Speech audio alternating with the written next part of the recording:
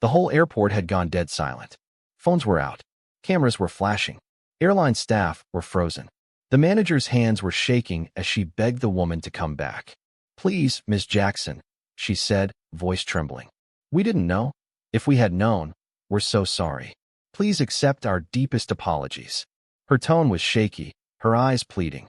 But the black woman standing in front of her, tall and calm in a bright yellow coat and heels that clacked with confidence, didn't flinch. Her lips didn't curl, her expression didn't soften. She just stood there, holding her boarding pass like it was made of gold, while the entire gate area watched with their mouths open. A few moments ago, this same woman had been denied her rightful seat in first class. Now, the airline was on its knees. And still, no one knew why. That was the moment everything turned upside down. But to understand how we got here, to understand who Ms. Jackson really was, we have to go back to the beginning, just a few hours before this storm exploded. It all started at LAX airport, around 10 a.m., with the most ordinary thing in the world, a flight to New York. Danielle Jackson had arrived at the airport early. She always did. She was the type who planned ahead, double-checked her bags, kept her ID tucked right behind her phone, and even printed her boarding pass just in case. Her suitcase rolled smoothly beside her as she walked with purpose through the terminal. Her afro was full and gorgeous. Her nails were freshly done in white polish, and her vibe said, "I've got business to handle." She wasn't new to flying first class. Not by a long shot. Danielle didn't just book that seat, she earned it. Every single dollar she spent on that ticket was soaked in hard work. But that day, for reasons that would soon shake the whole airline to its knees, someone decided she didn't look like she belonged up front. The first sign was the side-eye.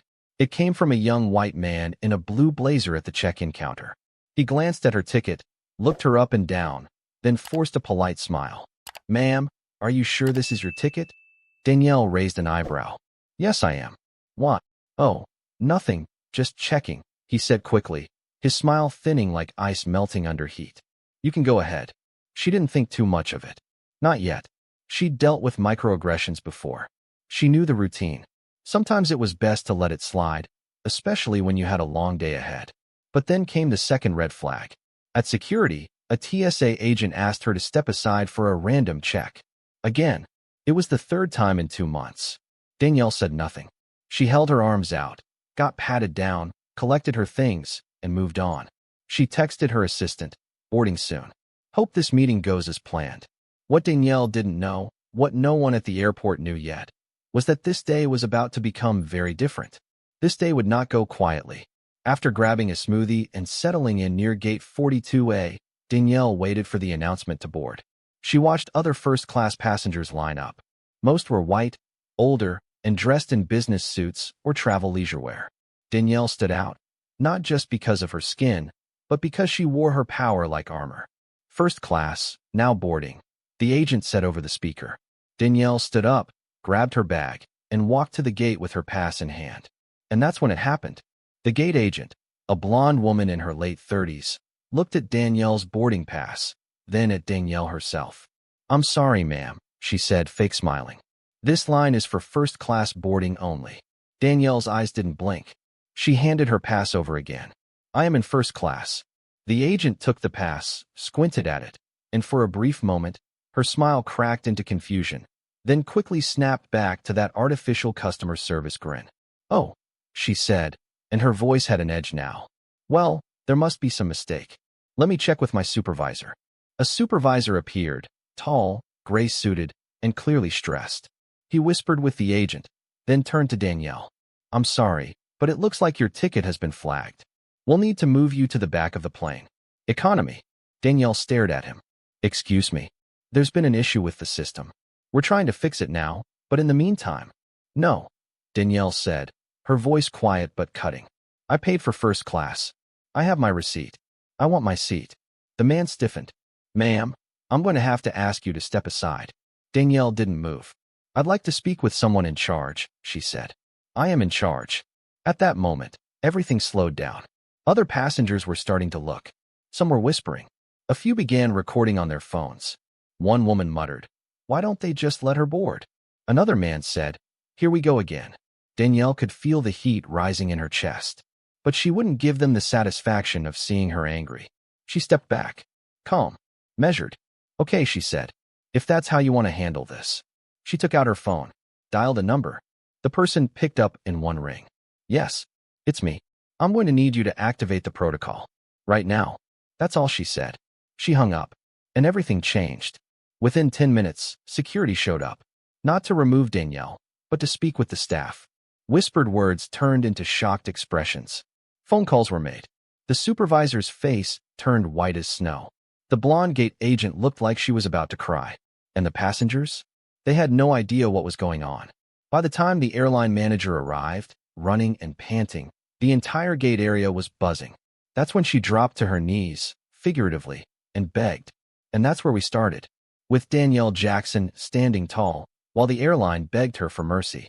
But we're not done yet, because just as things were about to be resolved, Danielle's phone rang again. And this time, the news on the other end would shake everything. A man in a dark suit with an earpiece walked straight toward her. Ms. Jackson, he said urgently. We have a situation. We need to move now. And just like that, boom. Another twist. What situation? Why now? What did they just find out? That's where the real story begins. The man in the dark suit leaned in close, lowering his voice, but not his urgency. It's about your name. Someone ran a search. We have to move, now. Danielle didn't blink. Her jaw tightened, but she remained cool. How far did it go, she asked. Too far. Cameras. Hashtags. It's trending already. She closed her eyes for a second, breathed in. The smell of burnt coffee, airport floor wax, and panic all hit her nose at once. Take me to a private room. Now. The man nodded. Follow me. Without a word to the trembling manager still offering apologies like candies at Halloween, Danielle turned and walked away, heels echoing behind her like gunshots. The crowd parted as she moved, quiet now. Everyone just staring, wondering. Who is she? Why are they suddenly scared of her? And what was it about her name that had the entire airline flipping inside out? The whispers grew louder behind her. She must be rich. She must be famous. Wait, I think I saw her on the news once. But no one really knew. Not yet. The private room was down a restricted hallway guarded by TSA staff. Inside, it looked like a corporate war room. White walls, leather chairs, and a long table with 3 laptops open and buzzing with alerts. Here's the live feed, the man said, pulling up a screen. Danielle's face was everywhere. Twitter, TikTok, Instagram. All the videos showed the same moment. Her being told she couldn't board. The disbelief on her face. The pain just behind her eyes. The refusal to be humiliated. The hashtags were vicious and viral. Hashtag Black Woman First Class. Hashtag Let Her Board. Hashtag Danielle Jackson. Hashtag Flying While Black. Danielle looked at the screen and said nothing. She didn't need to. The world was already talking for her. Then came the email ping. One of the laptops blinked. Urgent, the man read aloud. From the CEO's office. Danielle took the laptop. Scanned it. She sighed. They're scared, she said. They should be, the man replied. Danielle stood up. Schedule a press statement. What should I tell them? Tell them, she said, picking up her bag and heading toward the door. They've got about 30 minutes to get this right. Or we'll go nuclear. And then, she was gone. But just 6 hours before that explosive moment, before the hashtags and headlines and hushed apologies, it had been a quiet, even boring morning. Danielle had woken up in her apartment in downtown Los Angeles, stretched, and turned on the kettle. She was flying to New York for one of the biggest meetings of her life. Not just some conference. Not just some pitch. This meeting would decide the future of a tech company she'd secretly built over the past 4 years. A company nobody even knew she ran. Not the public, not the press. The company was under a different name, with different faces at the front. On purpose. Because sometimes, if you're a black woman in America, hiding is the only way you get in the door. She poured herself some green tea and opened her email. The contract was there, and signed. Waiting for her approval. 8 figures. A deal that would take her company global. She was flying first class because she didn't have time to waste. Because she could. Because she'd earned it, and then some. Danielle smiled to herself. She tapped a reply to her lawyer. In-person signature only. Meeting at 6 p.m. Eastern Standard Time. Prepare everything. Her assistant texted next. Car's downstairs. Airport in 20. Be right there, Danielle replied. The car ride to the airport had been smooth. Her driver, Alan, had joked about LA traffic and asked if she wanted music. Nah, she said, looking out the window. Just the quiet. Alan knew better than to push. Danielle wasn't rude, just sharp. Clean. She didn't waste words, and her mind was always spinning 3 moves ahead. As they pulled into the airport, Alan smiled. Knock him dead, Ms. J. I plan to, she said, sliding on her sunglasses. She rolled her suitcase through the automatic doors, headed for the first-class check-in counter, and smiled when the little girl behind her whispered, "She looks like a movie star, Mommy." The mom smiled too. She does, doesn't she? Danielle turned slightly and winked at the girl. Thank you, sweetheart. But that glow, those simple moments of joy, began to dim the moment she handed over her ticket. The young man's tone, the TSA pat-down, the second look at her boarding pass. Little cuts, sharp and small, the kind you try to ignore, until they bleed too much to hide. Still, Danielle kept her cool. She always did. What the airline didn't know, what the gate agent never expected, was that Danielle Jackson wasn't just some successful woman in a nice coat. She was a storm they had just woken up. A powerful one. A quiet one. The most dangerous kind. She had friends in very high places. She had connections that didn't post on Instagram. She had backup plans for her backup plans. And when she was denied her first-class seat because of the color of her skin, that storm didn't just come alive. It exploded. Back in the private room, while her face spread across the internet, Danielle checked her watch. 10 minutes left, she said. Should we go back to the gate? The man asked. No, she replied. Let them come to me. Just then, the door burst open. The airline's regional VP, face red and sweaty, rushed in. Ms. Jackson, please. We are deeply sorry. This was a horrible, horrible mistake. If we had known, if anyone had recognized. Danielle cut him off. Recognized what? He stopped mid-sentence. Go ahead, she said, stepping forward. Say it. He swallowed. Hard. Recognized your status. Danielle smiled. My status? You mean my worth? The man's face flushed deeper. You mean if I'd been white, she continued, this wouldn't have happened? Of course not. No, I mean. You're sweating. It's warm in here. She leaned in. No, it's not. He looked like he might faint. And then, boom. The lights flickered. The screens glitched. One of the laptops went black, then flashed with a red warning. Security breach detected. Danielle's eyes widened. The man in the dark suit stepped forward. That's not us, he said, checking his device. That's external. Someone just broke into the company's server. What company? The VP asked, confused. Danielle turned slowly. Her voice calm. My company. Everyone froze. The room spun with tension. Give me the security feed, she said. I need to know who just tried to access my files. And just like that, another twist. Another extreme. Someone had hacked Danielle Jackson's company. And this time, it wasn't about a seat on a plane. This time, it was war. The room snapped to attention like someone had dropped a grenade. The laptop on the table kept flashing. Security breach detected. A mechanical voice crackled through the speaker. Unauthorized intrusion from external IP. Sensitive data accessed.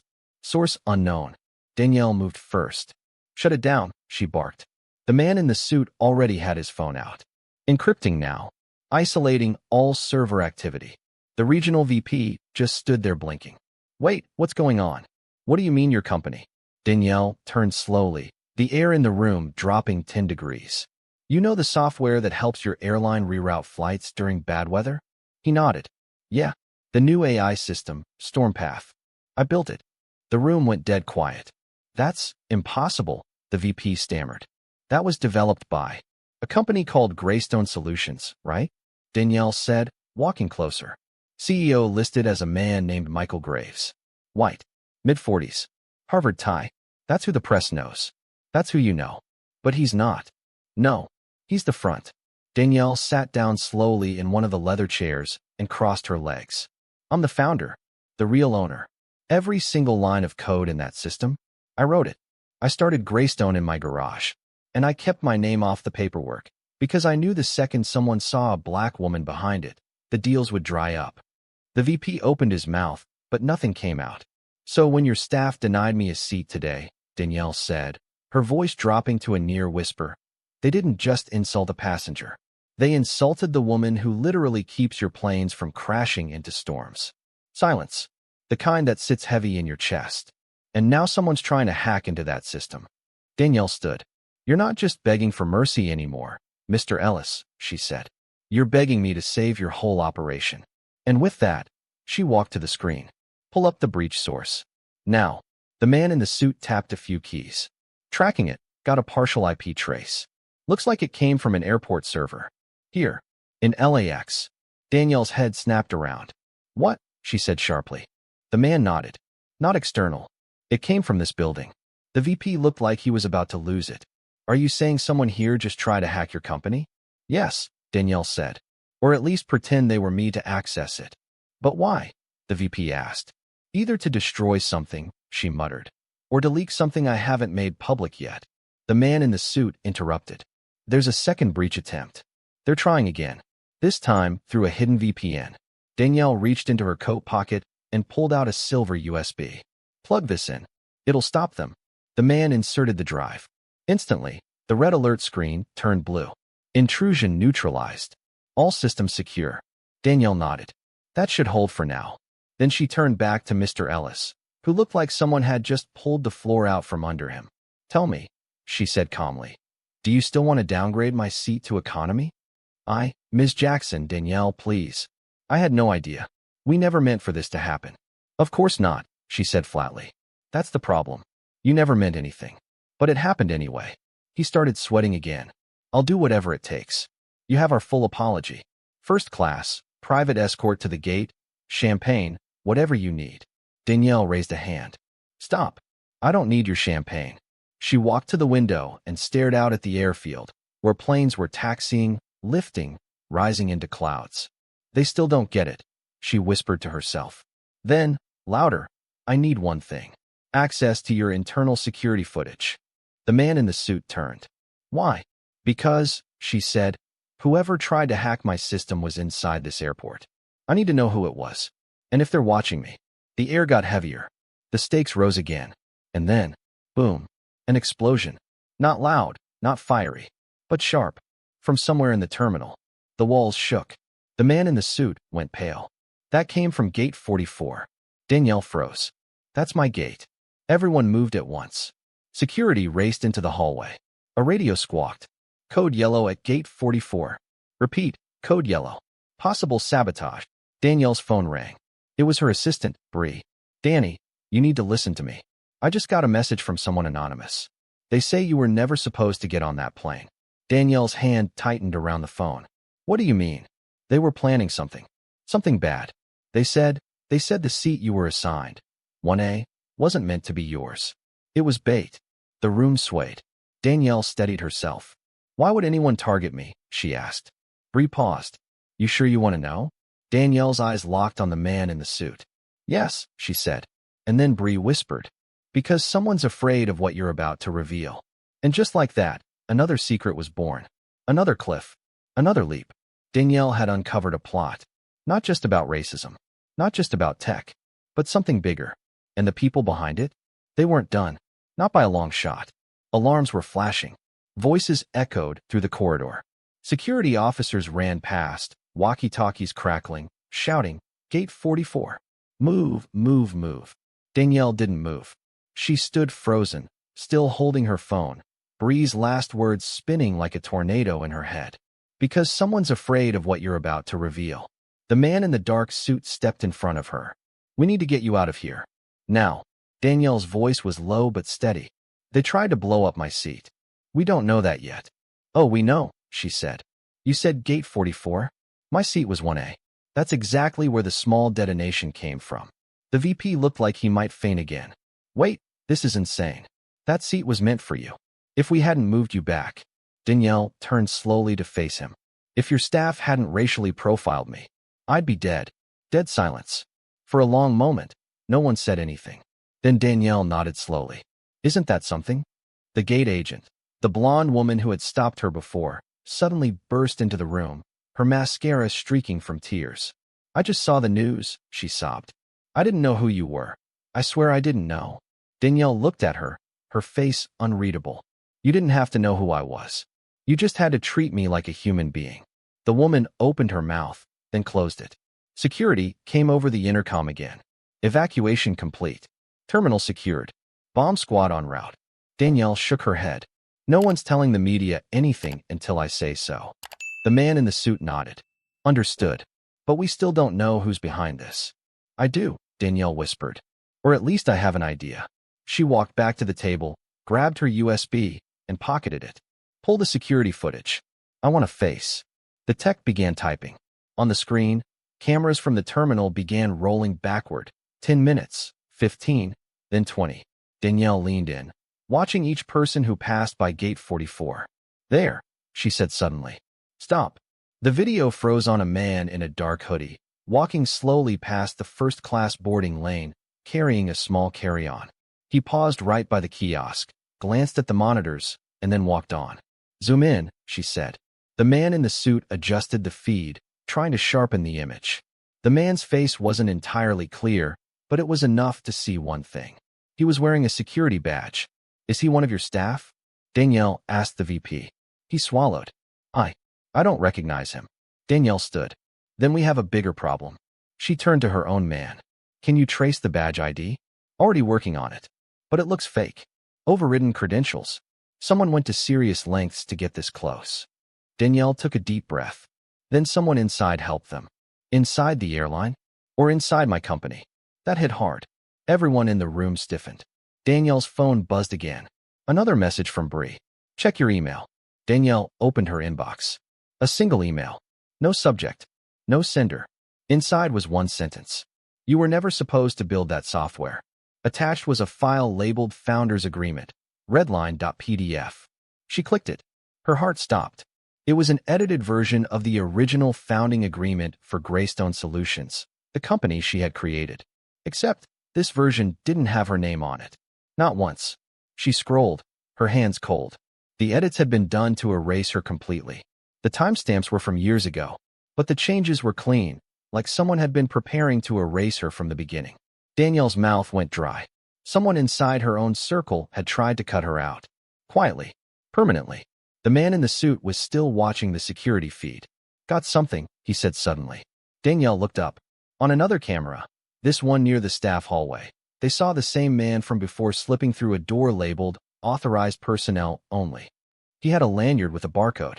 Where does that hallway go? Danielle asked. To the maintenance access, the VP said. And then to the tarmac. Check who last used that access point. The man typed rapidly. Then his face changed. Danielle stepped forward. Who is it? He turned the screen so she could see. The login belonged to B. Reed. Danielle blinked. Her voice dropped to a whisper. Bree. Silence again. The man in the suit looked stunned. Your assistant? No, Danielle said. Not possible. Check it again. He did. Same result. Danielle felt a crack inside her chest. Not anger. Not even fear. Betrayal. I trusted her, she whispered. She's been with me since the beginning. I've told her everything. Everything. The man in the suit looked grim. If she helped them fake documents and bypass your security. She didn't, Danielle snapped. She wouldn't. But a piece of her wasn't sure anymore. Her phone rang again. It was Bree. This time, Danielle answered on speaker. Bree, she said, trying to sound calm. Where are you? I'm in the car, Bree said quickly. Her voice was shaking. I need to talk to you, face to face. Please. There's more you don't know. Did you alter my company records? Danielle asked directly. No, I swear. But someone forced me to give them access to your server. They had leverage on me. I was trying to protect you. Leverage, Danielle repeated. What leverage? They knew about your father. The room went still. Danielle's hand tightened on the phone. What do you mean? They knew things. Private things. From before you built Greystone. From when you were still going by your maiden name. Danielle Lee. They threatened to release it all if I didn't give them access. I thought I could keep it quiet. But then they said you had to be on that plane. That they had something planned for 1A. Danielle's voice cracked. Why didn't you tell me? Because I didn't want you to know what they found. What did they find, Bree? A pause. Then Bree said something Danielle hadn't expected. They know who you really are. And they're not the only ones coming for you. Danielle froze. Her mouth opened, but no words came out. And then, in the background of Bree's call, they heard a sound. Screeching tires. A crash. Then silence. Bree? Bree? Danielle shouted into the phone. No answer. The line went dead. Danielle stared at the screen. The room spun again. Her friend was either gone, or worse. Her identity was no longer secret. Someone had tried to kill her, and failed. And now, her entire past was about to surface. Whatever she thought she'd buried was coming back. And this time, she couldn't run from it. The phone slipped from Danielle's hand and clattered to the floor. The room was silent, except for the steady hum of the monitors and the frantic typing of the man in the suit trying to trace the last known location of Bree's phone. Danielle stood perfectly still, her breath shallow, her eyes locked on nothing. Just air, space, memory. Get eyes on that crash, she said finally. Send a team now. I want to know if Bree's alive. I want the license plate. I want surveillance. And I want it now. Yes, ma'am, the man said, already calling someone on a secure line. The airline VP stood to the side, stunned, watching a story he could never have imagined himself being part of. Just an hour ago, he'd thought she was an upset passenger in an expensive coat. Now he realized she was a fortress. Danielle took a deep breath, picked up her phone, and slowly sat down again. Pull up the original founding documents, she said. Which version? Her security man asked. The real one, she said. The one no one's seen but me and Bree. He opened a secure folder on her drive. Password protected, two-factor authenticated, encrypted 6 different ways. The file opened. There it was, her name. Clear as day. Founder, Danielle Lee. Back before she'd changed it. Back before she became Danielle Jackson. The face of nothing. The shadow behind everything. She stared at it, heart hammering in her chest. They found my father, she said softly. That's what they used to get to Bree. Who is he? The man in the suit asked. Danielle didn't answer right away. Then finally, she said, he was a defense contractor. Did Black Ops programming for the Pentagon in the 90s. When I was 15, he disappeared. No body. No goodbye. Just gone. You think that's connected? Danielle looked him in the eye. My father didn't disappear. He was erased. The man raised an eyebrow. You think this whole thing, this seat, the attempt on your life, the server breach, it's about your father? Danielle nodded. My software, the one I built at Greystone, it wasn't just about rerouting planes. That was the cover. He leaned in. My father left me something. A hard drive. Hidden. On it was code he said could change the world. At the time, I didn't understand it. But when I built Greystone, I used parts of it. Carefully.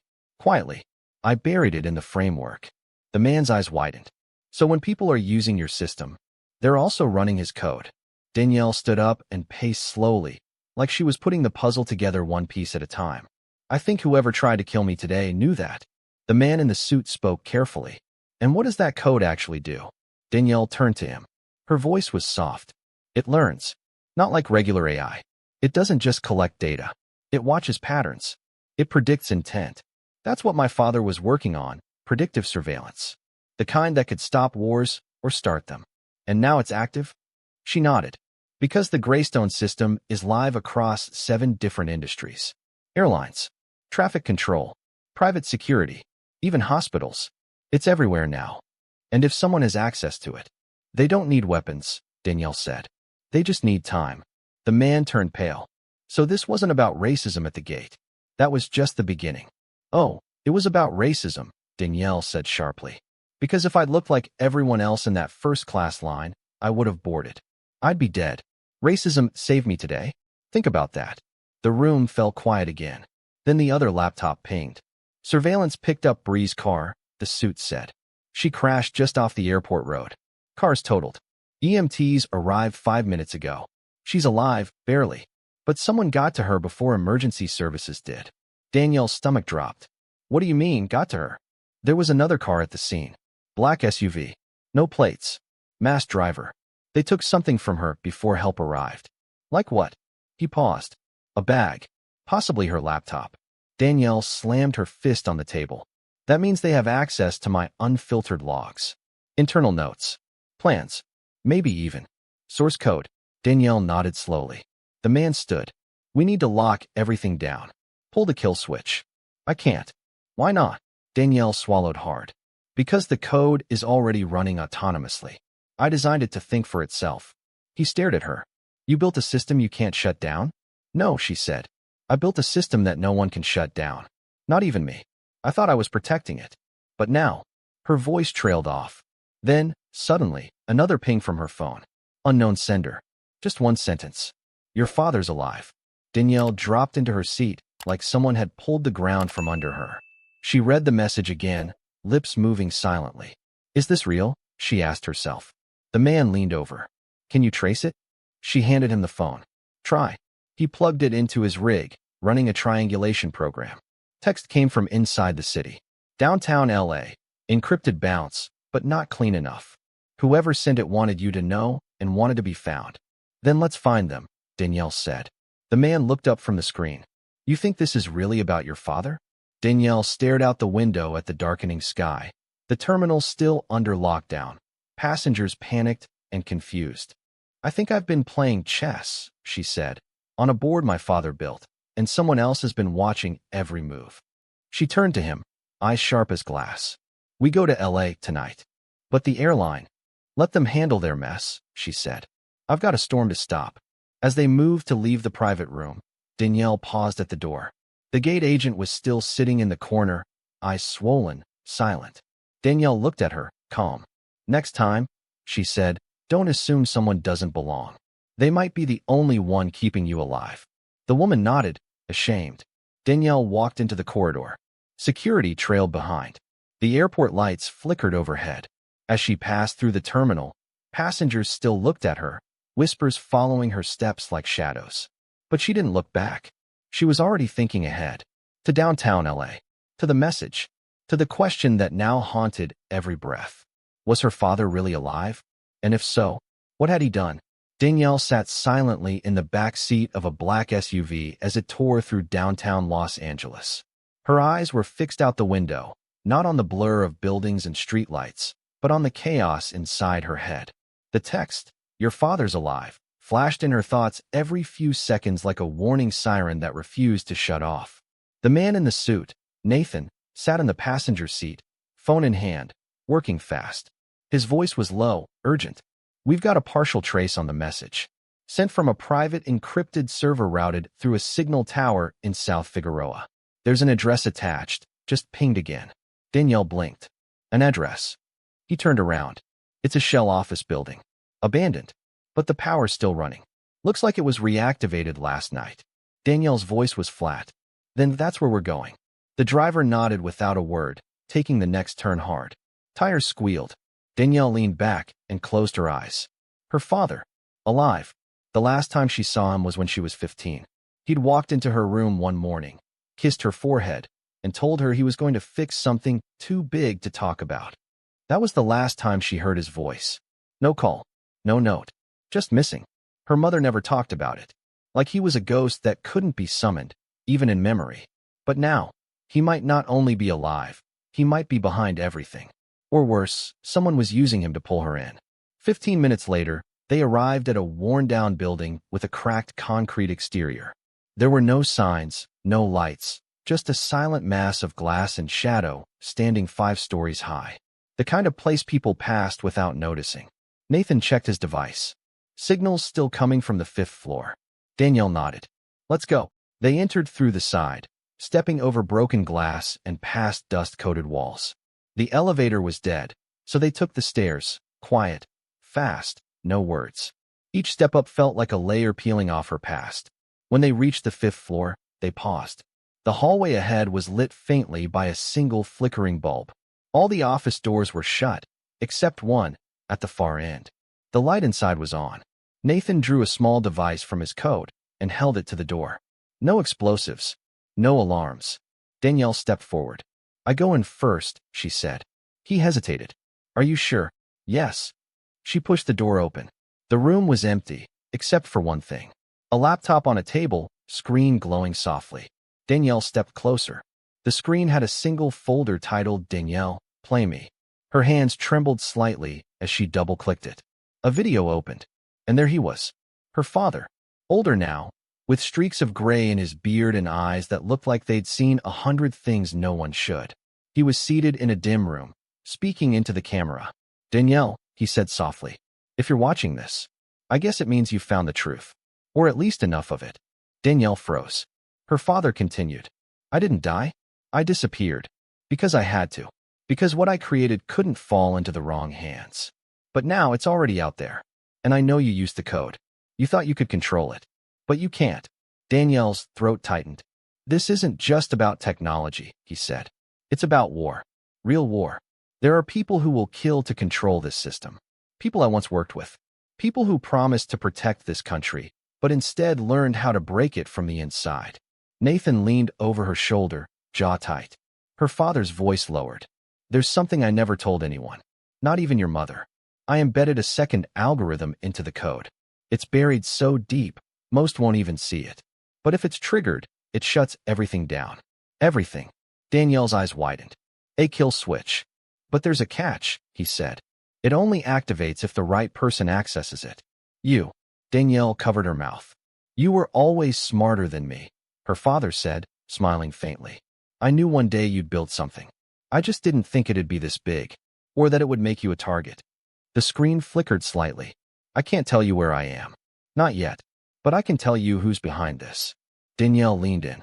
The man funding the attacks. The one who erased your name from Greystone. The one who just tried to kill you at the airport. He paused. It's the same man who once hired me to build the original system. Danielle's jaw dropped. His name is Charles Ryland. He owns Retech. Controls 10 of the biggest defense contracts in the U.S.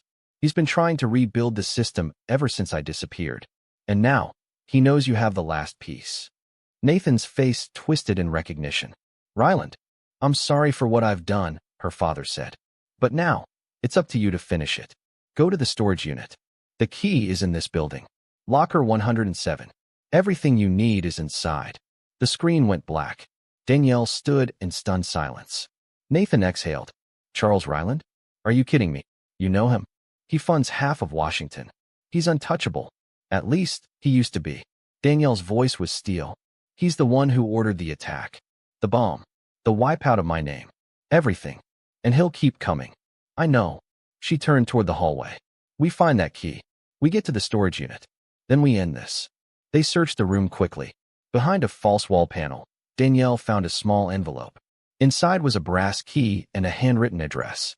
Locker 107, she said. Storage facility. On the outskirts of town. Nathan tapped the address into the GPS. Got it. 30 minutes from here. Danielle gripped the key. Then that's our next stop. But just as they were leaving the building, another ping hit Nathan's phone. He checked it and froze. What? Danielle asked. He turned the screen to her. It was a still image from a traffic camera. A black SUV. 2 men in tactical gear. Dragging someone unconscious from Bree's wrecked car. It was Bree. Danielle's blood ran cold. Is she alive? Looks like they're taking her somewhere, Nathan said. Danielle's voice cracked. We follow them. He hesitated. What about the storage unit? Danielle stared at the image. Then at the key in her hand. 2 paths. 1 mission. Save Bree. Or stop Ryland. Danielle took a breath and said, we do both. Nathan raised an eyebrow. How? We split up. He shook his head. That's too risky. Then double the risk, Danielle said. Because I'm not leaving her behind. And I'm not giving Ryland another second of advantage. Her fingers clenched around the key. I don't care what it takes. Nathan looked at her, long and hard, and nodded. I'll take the storage unit, he said. You go after Bree. I'll send backup with you. Danielle turned to the car. As she slid into the seat, her mind was no longer spinning. It was clear, focused. This wasn't just about revenge anymore. It was about justice, truth, and finally finishing what her father had started. But just before she could shut the door, a message appeared on the in-car screen. Incoming call, Charles Ryland. Danielle's heart stopped. She stared at it, then slowly pressed accept. A video feed opened. Charles Ryland, silver-haired, smug, wearing a tailored suit, smiled like the devil himself. Hello, Danielle, he said. I hear you've been busy. She glared. He leaned in. I just wanted to see your face before I erase it too. Then the screen went black, and everything around her began to move faster than ever. The call ended, but Danielle sat frozen in the back seat, hands clenched into fists, breath tight in her chest. I just wanted to see your face before I erase it too. Those words echoed in her skull like a drum. Calm, cold, final. Charles Ryland wasn't just threatening her. He was daring her. And that was a mistake. Nathan opened the passenger door. We've got a tail. Gray sedan, 2 cars behind us. Been following since we left the building. Danielle's eyes snapped forward. They move, we move faster. Nathan gave the order, and the driver peeled into traffic, weaving through lanes, taking an abrupt turn onto an overpass. The gray sedan followed. Danielle didn't look back. She was too busy scrolling through her secure files. If Rylan wanted to play this game, fine. But she wasn't coming to the table unarmed. She opened a folder marked Protocol. Ironvale, the last-ditch plan she'd written years ago in case Greystone's systems were ever compromised. It was incomplete. The missing piece? The file locked inside that storage unit. And she had just sent Nathan to get it. She dialed his secure line. Talk to me, she said. Pulling up to the unit now, Nathan said. No visible threats. I've got eyes on 107. He got out of the car. Danielle could hear gravel crunching under his feet. Opening the door now. A pause. Then, holy, Danielle, you need to see this. What is it? There's a box here. Wooden. Labeled P01. Initiate only. Looks like old hardware. And a metal case. Military issue. Danielle's heart skipped. That's it. That's the original code environment. My father didn't just leave me the keys. He left me the whole engine. Nathan paused. There's also a flash drive. Handwritten tag says, don't plug in unless you're ready to finish what I started. Danielle almost smiled. That sounds like him. Another ping. Nathan cursed. We've got movement. Surveillance drone overhead. Someone's tracking this location. Danielle sat forward. Go dark. Wipe your trail and get back to the safe house. On it. As the call ended, Danielle's car suddenly skidded. The driver shouted, hold on.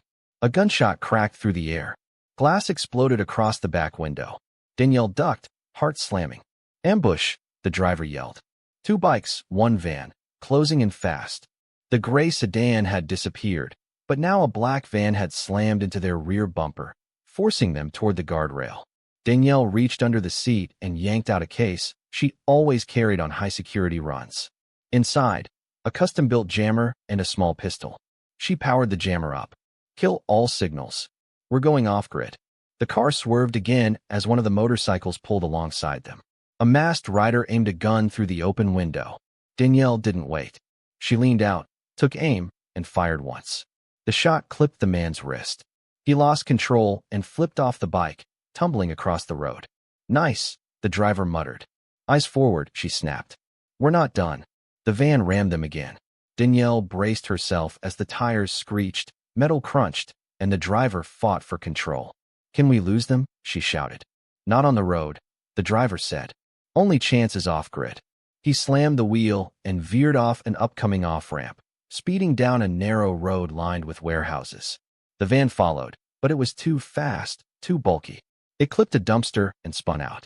Danielle's SUV flew down the alley and into a shadowed tunnel under a rail yard, finally slowing. Silence. For a moment, it was over. Danielle sat back, blood buzzing in her ears. Her coat was torn. Her shoulder ached from the crash. But she was alive. And more than ever, she was ready. She pulled up the location ping for Bree's captors. They were stopped. In a facility on the city's edge. Danielle squinted at the satellite feed. Looks like a private compound. Ryland, she whispered. She switched to her burner phone. Dialed a number she hadn't used in years.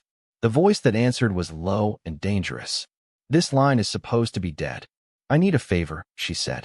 I need to break into a compound on the edge of the city. I need extraction. I need eyes. I need everything. Who's the target? Charles Ryland. A pause. Then, you've got 5 minutes to get me a location. After that, we go in. She ended the call. This was happening.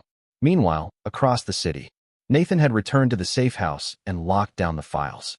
He stood in front of a massive monitor showing all system activity. The flash drive from the storage unit was mounted into an isolated air-gapped laptop. No internet. No wireless. Total quarantine. He clicked open the contents. Inside were blueprints, logs, and audio files, dozens of them. Recordings of her father speaking to someone. Meetings. Secret tests. Then a final file.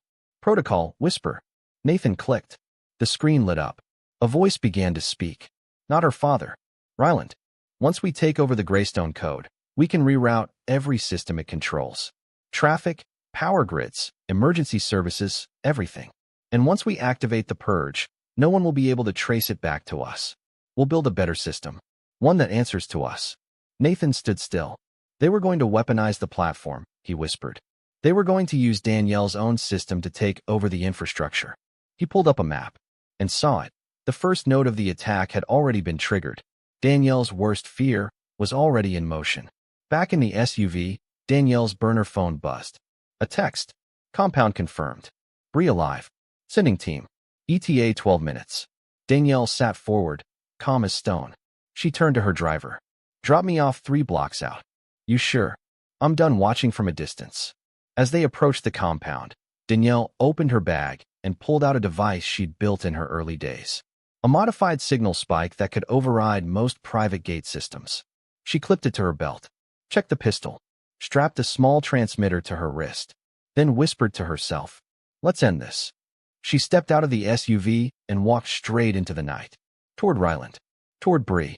Toward the truth. She didn't know if her father was alive. She didn't know if she'd make it out. But she did know this. They picked the wrong woman to erase. And now, she was about to become the storm they never saw coming. Behind the walls of that compound, something was waiting. And in moments, she was going to face it. The wind was dry and sharp as Danielle crouched in the shadows outside the compound. A long chain-link fence wrapped around the perimeter, topped with razor wire and guarded by roving security. The building inside was cold concrete, windowless, with a single floodlight sweeping the yard. It looked more like a military black site than any corporate facility, but it belonged to Charles Ryland. And somewhere inside, Bree was being held. Danielle checked her watch. 7 minutes until her extraction team arrived. But she knew better than to wait. By the time they showed up, it could be too late. She pulled out the signal spike from her belt and examined the perimeter. There, a small junction box along the fence near the east gate. Low tech, low security. They didn't expect her to be here. That was their first mistake. She darted forward, low and fast, knees brushing against dry grass. At the junction box, she opened the panel and jammed the signal spike into the circuit board. The device buzzed, blinked red, then green. The floodlight above the east gate flickered once, then died. Danielle slipped through the darkness and into the compound. Inside, the air was heavy. Everything smelled like oil and secrets. She moved past a row of storage containers, staying low, heart steady, eyes scanning for movement. Ahead, 2 guards stood talking near the back door of the main building. She heard one say, "They're moving the girl in 10 minutes. Boss wants her out of here before sunrise." Danielle narrowed her eyes. "They're moving Bree. Tonight." She crept closer, pulling a small flashbang from her side pouch. She counted to 3, tossed it behind a nearby dumpster, and covered her ears. Boom. The guards flinched and turned. That was all she needed. She sprinted in and struck the first in the throat. He gasped and dropped. The second tried to pull his weapon, but she kicked it from his hand and knocked him into the wall with one hard punch. He slumped to the ground. She dragged both into the shadows, cuffed their wrists with zip ties, and snatched one of their access cards. The door beeped and opened. Danielle stepped inside. The hallway was narrow and sterile, humming with fluorescent lights. Footsteps echoed in the distance, but she couldn't risk hesitation. She moved quickly, hugging corners, checking each door. Then voices. From behind a steel door at the far end. She crept closer, crouching low to peer through the tiny glass window. And there she was, Bree, tied to a chair, blood on her forehead, her eyes barely open. Her laptop lay open beside her, wires snaking from it into a secure server rack. A technician in a suit stood nearby, typing furiously. And across from him stood Charles Ryland. In the flesh. He was older than she expected, probably in his 60s, but carried himself like a general. Crisp suit, pressed shirt, steel eyes. Danielle couldn't hear what he was saying. She pulled out her phone and activated the parabolic mic app, aimed it through the door. "You should have stayed quiet, Bree," Ryland was saying. "But loyalty to Danielle? That was a mistake. I'd rather die loyal than live scared," Bree said weakly. Ryland smirked. "You already chose death then." Danielle's pulse jumped. He turned to the technician. "Extract whatever's left on the drive. Then wipe it. She's useless after that." "Yes, sir." Danielle reached for her gun. Then her earpiece crackled. Nathan's voice. "Danielle, we've got a problem." I decrypted one of the files from your dad's drive. It's not just code, it's a list. A list? She whispered.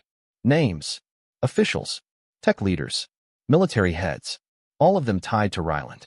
All of them compromised. It's not just infrastructure he wants, it's control. Every agency, every decision. The code links them all, and your father knew it. Danielle's heart slammed into her ribs. This goes higher than we thought, Nathan said. Way higher. But she couldn't think about that now. She had one job in this moment. Get Bree out. She stepped back, braced herself, then kicked the door in with a loud crash. Ryland spun.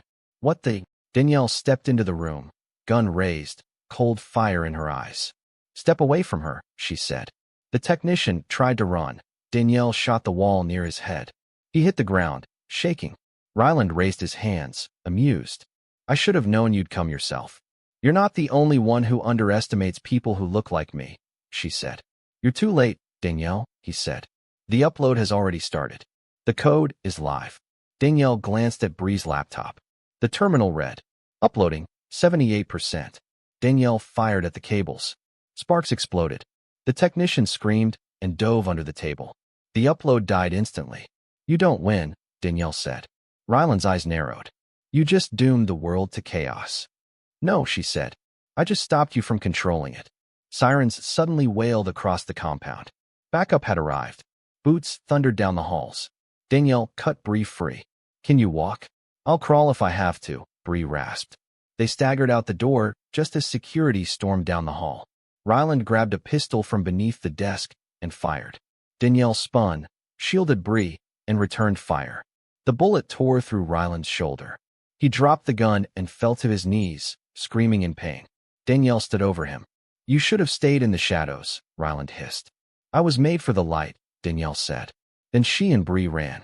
They burst through the emergency exit just as black SUVs screeched into the compound yard. Her team had arrived.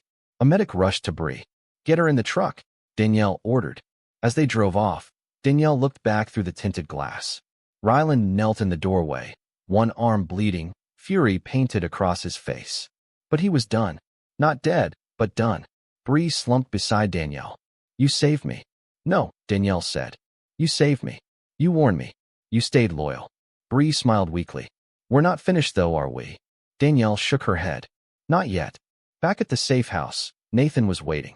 He opened a screen and showed them the file, protocol, whisper, with the list of powerful names Danielle's father had tracked. They've been watching every move in the tech world, he said, trying to find the missing piece. You were that piece, Danielle. Danielle took the flash drive and inserted it into a secure terminal. The system word. On screen, a prompt appeared. Activate kill switch. Nathan looked at her.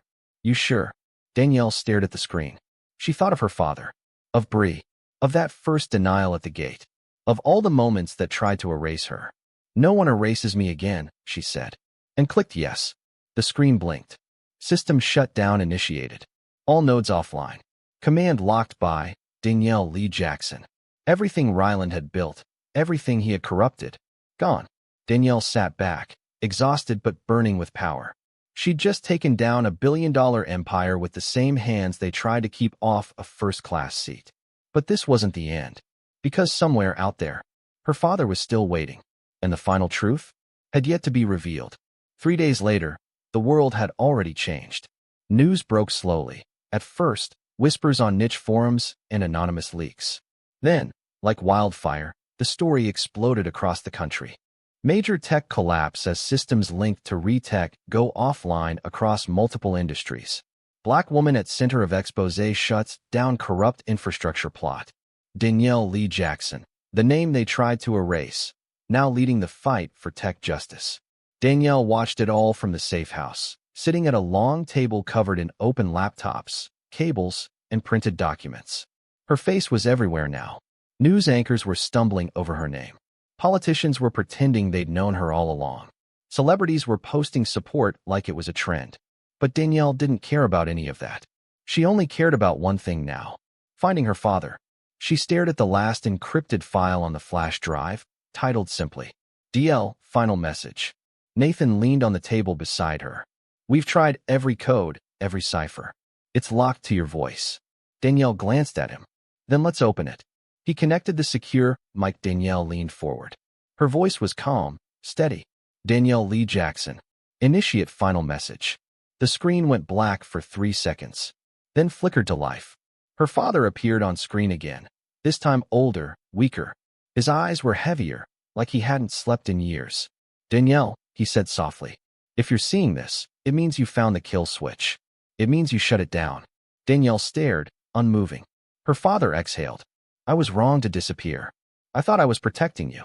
I thought by hiding, by letting the world believe I was dead, you'd be safe. But Ryland, he never stopped looking. He always knew I left something behind. And when you started building Greystone, you lit the match all over again. Danielle's hands tightened around the edge of the table. I'm sorry, baby. I've watched you from afar. I've seen the woman you've become. Strong, brilliant, brave. You took the code I buried and turned it into something beautiful, something powerful. And when they tried to erase you, you rose. Nathan looked over at her, quiet. Her father continued. There's one last thing you need to know. Danielle's breath caught. I'm alive, but not for long. Ryland's people caught me once, years ago. I escaped, but they damaged me. I'm sick, off the grid, moving from place to place. But if you're hearing this, then it's time. The screen went dark again, then flashed a GPS coordinate. Danielle sat up. Wait, that's Montana, remote mountain range, Nathan said, already pulling up a map. No roads, no cities, just a cabin. Looks like it hasn't been active in years. He left it for me, she whispered. The one place they couldn't touch. She stood. I'm going. Alone? Nathan asked. Danielle looked at him. I need this. Nathan didn't argue. I'll prep the jet, he said. No paper trail. No chatter. Just you and the mountain. Danielle packed only what she needed. Her father's original hardware, a sat phone, and the same yellow coat she wore the day they denied her first class. Full circle. By sundown, she was in the air. By midnight, landing at a private airstrip outside Bozeman. A tracker team met her there, driving her as far as the dirt roads would go. Then she walked, up through a winding path of snow-covered pine trees, through silence so deep it rang in her ears. And then she saw it. A cabin, hidden, silent, smoke curling from the chimney. Danielle stepped slowly to the porch, raised her fist, knocked twice. Nothing. Then, 3 knocks from the inside. A code. The one her father used to teach her when she was little, when they played spy games in the garage. Her heart almost stopped. She opened the door, and there he was. Older, gaunt, but standing. Her father. Tears spilled down her cheeks before she could stop them. He dropped the mug in his hands. His knees wobbled. Danny, he whispered. She ran into his arms. They held each other for what felt like hours. No words, just breath, and weight, and history. When she finally stepped back, she looked him in the eye. They tried to kill me, she said. He nodded. They tried to kill me too. But we're still here. He smiled faintly. That's the problem with people like us. We don't die easy. They sat by the fire. He explained it all. How he'd faked his death, buried his work, ran for his life when Ryland turned from visionary to tyrant. How he'd been watching Danielle, terrified the same path would find her. I should have trusted you, he said. You didn't just carry the legacy. You protected it. Danielle wiped her face. I did what I had to do. You taught me that. They spent hours talking. About her mother, who died never knowing the truth. About Bree, recovering in a private medical facility. About Nathan and the team she'd built. About what came next. I want to rebuild it, she said. Not Greystone. Not the code. But something new. Something that puts power back in the hands of people who've been ignored. Someone like that girl at the airport who's still being told she doesn't belong. Her father nodded slowly. Then let me help you. One last time. Danielle stood. She looked out the window. The sunrise was breaking through the trees. Gold. Soft. Strong. She turned back to him. Let's go home. Her father smiled. And for the first time in 20 years, he followed her. Back to the world. Back to the light. Back to a future they'd build together. And somewhere, in a boardroom in D.C., as news of Charles Ryland's arrest hit the airwaves and Danielle's face lit up screens around the world, one executive whispered, "She's not just first class. She is the class." And Danielle Jackson? She never sat at the back again. The return to Los Angeles was quiet. No cameras, no reporters, no press statements. Danielle and her father landed in a private aircraft, slipped into a secure vehicle, and disappeared into the heartbeat of the city. But the world had not gone still. The fallout from Ryland's exposure had detonated across industries. CEOs were being dragged into hearings. Secret recordings were being leaked. Stock markets dipped, recovered, and dipped again. And one name, Danielle Lee Jackson, was on every tongue, from the streets of Harlem to the corridors of the Pentagon. Yet Danielle wanted no part of the fame. No speeches, no book deals, no documentaries. She had something else in mind. A new beginning. They called it Project Haven. A secure, public interest tech hub. A network to protect whistleblowers. An AI-powered platform to monitor corporate abuse, corruption, and systemic bias. But more importantly, it was a sanctuary for women, especially Black women, shut out of the innovation they helped build. Engineers, coders, designers, data scientists. For too long, their ideas had been erased. This time, they'd sign their names in ink, not whispers. Danielle had secured the funding quietly, seeding the project with money Ryland never knew she'd hidden in offshore accounts. Profits from Greystone diverted long ago just in case. The irony made her smile. His own greed had built the foundation of her revolution. And now, she was ready to launch. The opening was held in an old, converted courthouse downtown. Restored glass skylights. Plants everywhere. High ceilings, open spaces, natural light. Danielle stood on the balcony of the main floor and looked down at over 100 women, young, old, brilliant, filling the new space with ideas, laughter, life. Her father stood beside her. He wore a suit that hadn't been dusted off in 2 decades, and yet it still fit.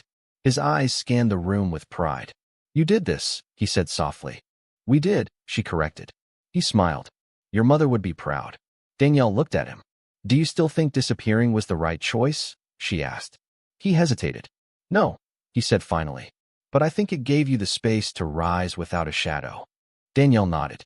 Then she noticed someone at the bottom of the stairs, Bree, walking slowly with a cane, recovering but glowing. Danielle smiled and rushed down to hug her. "You made it," Danielle whispered. "I wouldn't miss this for the world," Bree said. "I got your message about the front row." Danielle guided her to a special table, engraved with names. The names of women the world had tried to forget. Hidden coders, backroom engineers, patent holders who never got the credit. And in the center, etched in gold, Danielle Lee Jackson. "They tried to erase me. Now, I build with my name in the light." Bree read it and shook her head. "This time, they'll never forget." Then, an alert buzzed on Danielle's tablet. She picked it up and read the message. Her eyebrows lifted. Nathan walked over. "What's going on?" "Ryland," she said. He flipped. Nathan blinked. "Testified." Danielle nodded. "Confessed. Under oath. Gave names, dates, backups, everything. He's cutting a deal to avoid federal prison, but it won't matter. The system he used to control? It's gone." Bree leaned back. "So that's it." Danielle shook her head. "It's never it. But the worst of it? That's behind us." Just then, a woman stepped forward from the crowd. Young, mid-20s, with braids and a laptop covered in stickers. She looked nervous. "Ms. Jackson?" Danielle turned. "Call me Danielle. I just wanted to say, I used to think people like me couldn't make it in tech. I didn't have a degree. Just ideas. I kept getting told I wasn't qualified." Danielle raised an eyebrow. "Are you?" The girl paused, smiled slowly. "Not on paper. But I built an app that helps renters in low-income housing detect illegal rent hikes." Danielle's eyes lit up. "Show me." They sat down right there, pulled the app up on a tablet, and within 5 minutes, Danielle had already sketched improvements, system upgrades, and next-step contacts. "You belong here," Danielle said. "Now let's make sure the world knows it." The girl beamed. Across the room, Danielle's father watched with tears in his eyes. "You don't just break systems," he whispered. "You build new ones." Danielle looked around the room. She saw futures in every face. And for the first time in a long time, she wasn't waiting for permission. She wasn't shrinking to fit. She was leading. Her phone buzzed again. Headline: Danielle Jackson to testify before Congress on AI ethics and surveillance abuse. She smiled. Let them come. Let them ask. This time, they'd hear the truth from her lips. Not through backdoor reports. Not from men in suits. From the Black woman they tried to erase at the gate. The woman who made the airline beg for mercy. and then rewrote the rules of flight itself. She stood up, raised a glass of sparkling water, and clinked it with Breeze. To visibility, Breeze said. Danielle added, to legacy. Then, with quiet fire in her voice. And to never, ever asking for a seat again, because we're building the damn plane now. Applause echoed. Smiles spread. And far above the city, the sun poured in through the glass, soft, strong, and unstoppable. Weeks passed, but the momentum only grew. Danielle's face was now more than a headline. It was a symbol. Billboards in Times Square showed her walking through airport gates, fierce in her yellow coat, under the bold words, "You can't deny what's already taken flight." A new generation of women, especially young black girls, were watching, learning, believing. But for Danielle, visibility wasn't enough. She wanted accountability. She was scheduled to testify before Congress, not for photo ops or political favors, but to dismantle the quiet machinery of corruption that nearly killed her and nearly erased the truth of what her father built. The night before the hearing, she sat alone in her hotel suite in D.C., staring at the statement she'd written. It was strong, clear, carefully worded, but it wasn't enough. She opened a blank page and started again. This time, not polished. This time real. She wrote not just about surveillance or tech or Ryland's crimes. She wrote about the first time a teacher assumed she hadn't done her own math homework. The time a client called her sweetheart in a boardroom she built with her own hands. The time she was stopped in a store because you don't look like someone who can afford that. And of course, the time she was denied a seat on a plane she paid for. She ended the letter with the words, "You built this system to exclude me, and I hacked it with grace, grit, and genius. Now it's mine." She saved the speech, slept for 3 hours, and the next morning stood before the most powerful people in the country. The hearing room was packed. Every seat filled. Cameras lined the back. Live streams ran across social media, news apps, YouTube. The world was watching. Senators shuffled papers. A chairman cleared his throat. "Ms. Jackson, thank you for being here today. We'd like to begin with your account of the Greystone breach." Danielle sat forward, voice steady. "I'll get to that," she said. "But first, let's talk about the moment none of you seem to want to discuss." The room stilled. Danielle looked each senator in the eye. Before the breach, before the software, before the assassination attempt, I was denied my first-class seat. Not because of policy, not because of protocol, but because someone decided I didn't belong. A rustle of discomfort rippled through the room. Danielle didn't flinch. And when I didn't back down, when I chose to exist fully in the space I paid for, that system cracked. That moment exposed more than racism. It exposed a culture, a quiet agreement to disbelieve women like me, to doubt our legitimacy, our intelligence, our very presence. A murmur started in the crowd. Danielle raised her voice, not shouting, just loud enough to fill every wall. "You've invited me here to explain how the AI system failed. But I built the system. It didn't fail. You did. You failed by ignoring how these systems are designed to work beautifully for the few and fatally for the rest." The chairman shifted uncomfortably. "Ms. Jackson, with all due respect." Danielle leaned in. "Don't say with all due respect when what you mean is, be quiet and let us control the story." Gasps. The live stream blew up. Danielle pressed forward. "I didn't come here to play safe. I came here to warn you. The next Danielle won't wait until someone denies her a seat. She'll build her own plane. She'll write her own code. And if you're not careful, she'll write you out of it." The silence was thunderous. And then, applause. From behind the committee. From the press table. From the public gallery. Someone stood up. Then another. And another. A standing ovation in Congress. Danielle stepped back. Not smiling. Just standing. Unshaken. After the hearing, the media swarmed her outside the building. Microphones shoved toward her. Questions flying. "Danielle, what's next for you? Are you running for office? Are you the future of American tech?" She paused, then smiled, just a little.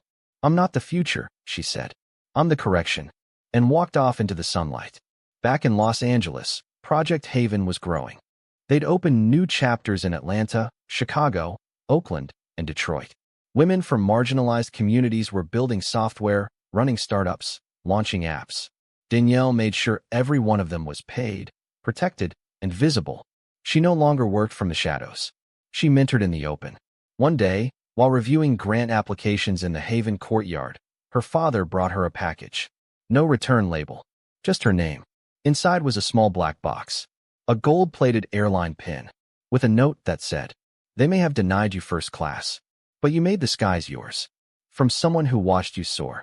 She held it in her hand for a long time, then pinned it to her coat. That evening, she gave a surprise keynote at the New Haven branch in Atlanta. She walked onto the stage, no notes, no script, and began. You know how this started. You know the story, the denial, the insult, the silence that came after. She looked at the crowd, hundreds of women, fists resting gently on their hearts. But what they didn't know that day at the gate, she continued, was that I'd already built a life where no one could stop me. That seat wasn't a reward, it was a reflection. I belonged there. She paused. And so do you. The room erupted in cheers. And Danielle? She stood taller than ever. Not just as a survivor, not just as a leader, but as a woman who had taken the deepest insult and turned it into a movement. And though she knew there was more to come, more fights, more challenges, more systems to outsmart, she felt no fear. Because now, when they tried to close the door on someone like her, she knew exactly how to blow the whole damn gate off the hinges. 6 months later, Danielle stood at the boarding gate of LAX once again. It wasn't a coincidence. She'd chosen this flight on purpose. Same destination, New York.